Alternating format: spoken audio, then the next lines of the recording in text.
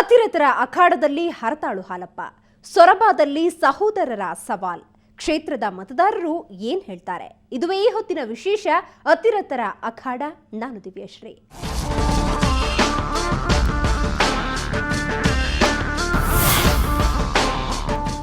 ಕರ್ನಾಟಕ ವಿಧಾನಸಭೆ ಚುನಾವಣೆ ದಿನಾಂಕ ಘೋಷಣೆಯಾಗ್ತಿದ್ದಂತೆ ರಾಜಕೀಯ ಪಕ್ಷಗಳಲ್ಲಿ ಮಿಂಚಿನ ಸಂಚಲನ ಉಂಟಾಗಿದೆ. ಯಾರು ಗೆಲ್ತಾರೆ, ಯಾರು ಸೋಲ್ತಾರೆ ಅನ್ನೋ ಲೆಕ್ಕಾಚಾರಗಳು ಕ್ಷೇತ್ರದಲ್ಲಿ ಶುರುವಾಗಿವೆ. ಹಾಗಾದ್ರೆ ಶಿವಮೊಗ್ಗ ಜಿಲ್ಲೆಯ ಸೊರಬ ಕ್ಷೇತ್ರದ ಇತಿಹಾಸ ಏನು? ಈ ಬಾರಿ ಹರತಾಳು ಹಾಲಪ್ಪ ಹಣೆ ಬರಹ ಏನಾಗುತ್ತೆ ಅಂತ ಬನ್ನಿ ನೋಡೋಣ.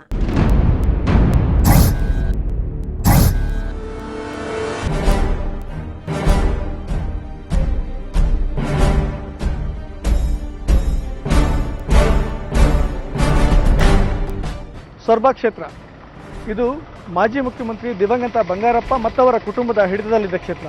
ಆದರೆ ಕಳೆದ ಬಾರಿ ಚುನಾವಣೆ ಬಂಗಾರಪ್ಪ ಪುತ್ರರಾದ ಮಧು ಬಂಗಾರಪ್ಪ ಮತ್ತು ಕುಮಾರ್ ಬಂಗಾರಪ್ಪನವರ ನಡುವಿನ ಕಾದಾಟದಲ್ಲಿ ಹರತಾಳು ಹಾಲಪ್ಪ ಗೆಲುವನ್ನು ಸಾಧಿಸಿದರು. ಅದೇ ಕಾರಣಕ್ಕೆ ಅವರು ಸಚಿವರು ಕೂಡ ಆಗಿದ್ದರು.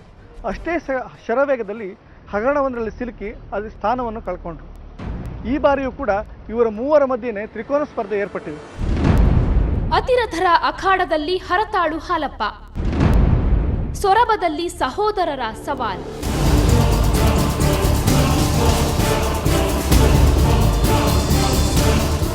ದಶಕಗಳ ಕಾಲ ಸಾರೇಕೊಪ್ಪದ ಸರದಾರ ಬಂಗಾರಪ್ಪ ಹಾಗೂ ಅವರ ಕುಟುಂಬ ಸದಸ್ಯರ ಆಟದ ಮೈದಾನವಾಗಿತ್ತು ಸೊರಬ ಕ್ಷೇತ್ರ. ಬಂಗಾರಪ್ಪ ಯಾವ ಪಕ್ಷದಲ್ಲಿರಲಿ ಅವರನ್ನ ಗೆಲ್ಲಿಸುತ್ತಾ ಬಂದಿತ್ತು. ಯಾವಾಗ ಬಂಗಾರಪ್ಪ ರಾಜ್ಯ ರಾಜಕಾರಣ ಸಾಕಾಗಿ ರಾಷ್ಟ್ರ ರಾಜಕಾರಣ ನಡೆಸೋಕೆ ಲೋಕಸಭೆಗೆ ತೆರಳಿದ್ರೋ ಆಗ ಸೊರಬ ಕ್ಷೇತ್ರ ಬಂಗಾರಪ್ಪರ ಕುಡಿ ಕುಮಾರ್ ಬಂಗಾರಪ್ಪರಿಗೆ ಮಣೆ ಹಾಕಿತ್ತು.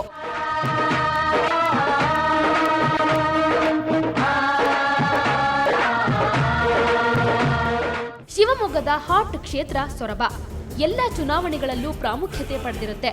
ಸೋಲಿಲ್ಲದ ಸರದಾರ ಬಂಗಾರಪ್ಪ ಒಟ್ಟು 7 ಬಾರಿ ಶಾಸಕರಾಗಿದ್ರು. ಬಳಿಕ ಈ ಕ್ಷೇತ್ರ ಬಂಗಾರಪ್ಪನವರ ಪುತ್ರರಾದ ಕುಮಾರ ಹಾಗೂ ಮಧು ಬಂಗಾರಪ್ಪ ನಡುವಿನ ಜಿದ್ದಿನ ಕಣವಾಯಿತು. ಇಬ್ಬರ ಜಗಳ ಮೂರನೆಯವರಿಗೆ ಲಾಭ ಎನ್ನುವಂತೆ ಕಳೆದ ಬಾರಿ ಹರತಾಳು ಹಾಲಪ್ಪ ಜಯಗಳಿಸಿದ್ರು.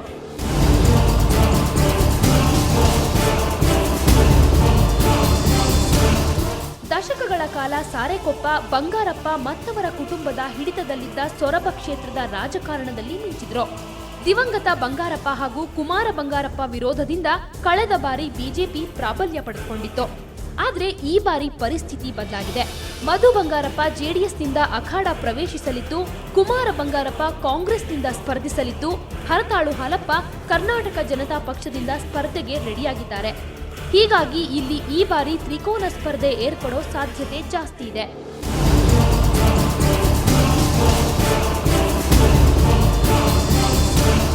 ಕುಮಾರ್ ಬಂಗಾರಪ್ಪನವ್ರು ಇರ್ಬೋದು, ಮಧು ಬಂಗಾರಪ್ಪನವ್ರು ಇರ್ಬೋದು, ಇವರ ತಿಕ್ಕಾಟ, ಇವರ ದಿನದ ಚೇರಿಗಳನ್ನು ಮಾಧ್ಯಮಗಳಲ್ಲಿ ಮೀಡಿಯಾಗಳಲ್ಲಿ ಎಲ್ಲ ಜನಗಳನ್ನು ನೋಡಿ ಅವರವರೇ ಅಣ್ಣ ತಮ್ಮರೇ ಪಕ್ಷ ಎರಡನ್ನು ಮಾಡಿಕೊಂಡು ಎರಡೆರಡು ರೀತಿಯ ಹೇಳಿಕೆಗಳನ್ನು ಕೊಡ್ತಾ ಇದನ್ನು ಕೇಳಿ ಜನಗಳಿಗೆ ಏನೋ ಎಲ್ಲೋ ಒಂಥರ ತಾತ್ಸಾರ ಇವ್ರ ಬಗ್ಗೆ. ಸೊರಬದ ಜನತೆಯೂ ಬೇಸತ್ತು ಇದ್ದಾರೆ. ಈ ತ್ರಿಕೋನ ಸ್ಪರ್ಧೆಯಲ್ಲಿ ಇರ್ತಕ್ಕಂಥ ನಾಯಕರನ್ನ ಇವ್ರು 3 ಜನ ನಾಯಕರನ್ನ ತಿರಸ್ಕರಿಸೋ ಅಂತಕ್ಕಂಥ ಸಂಭವ ಬಹಳ ಹತ್ರ ಬರ್ತಾ ಇದೆ. ಇಲ್ಲೆಲ್ಲ ಎಲೆಕ್ಷನ್ ಇಂದ ಹೇಳ್ಬೇಕು ಅಂದ್ರೆ 3 ಸಮದಿಟ್ಟದವು. ಆದ್ರೆ JDS ಮತ್ತೆ KJP ಪೈಪೋಟಿ ಬೀಳ್ತೈತಿ. ರಾಜಕೀಯಕ್ಕೆ ಬಂದಿದ್ದು ಹೇಗೆ? ಬಂಗಾರಪ್ಪನವರ ಶಿಷ್ಯ ಹಾಲಪ್ಪ.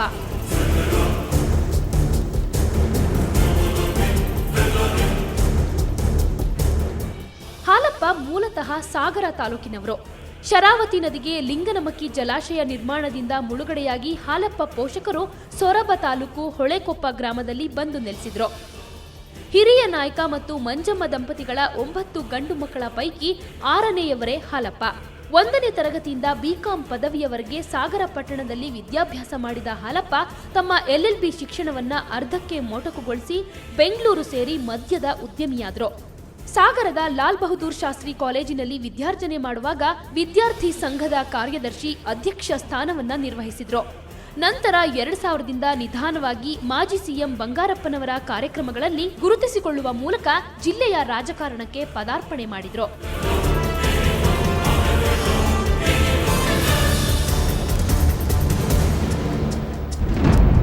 2004ರಲ್ಲಿ ಹೊಸನಗರದಿಂದ ಸ್ಪರ್ಧೆ.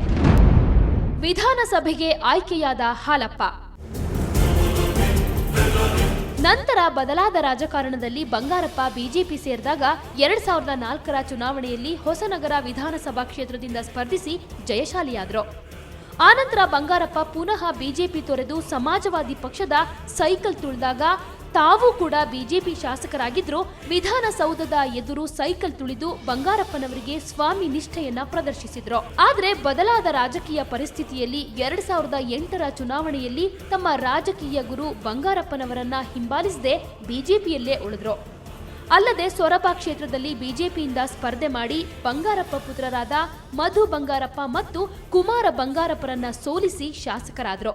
ಈ ಕಾರಣಕ್ಕಾಗಿಯೇ ಯಡಿಯೂರಪ್ಪನವರ ಮಂತ್ರಿಮಂಡಲದಲ್ಲಿ ಆಹಾರ ಮತ್ತು ನಾಗರಿಕ ಪೂರೈಕೆ ಸಚಿವರಾದರು. ಇದೀಗ ಕಳೆದ ಚುನಾವಣೆಯಲ್ಲಿ ಯಡಿಯೂರಪ್ಪನವರನ್ನ ಹಿಂಬಾಲಿಸಿ ಬಿಜೆಪಿಯಲ್ಲಿಯೇ ಉಳಿದಿದ್ದ ಹಾಲಪ್ಪ ಈಗ ಯಡಿಯೂರಪ್ಪನವರನ್ನ ಪುನಃ ಹಿಂಬಾಲಿಸಿ ಕೆಜೆಪಿ ಪಕ್ಷದ ಅಭ್ಯರ್ಥಿಯಾಗಿದ್ದಾರೆ.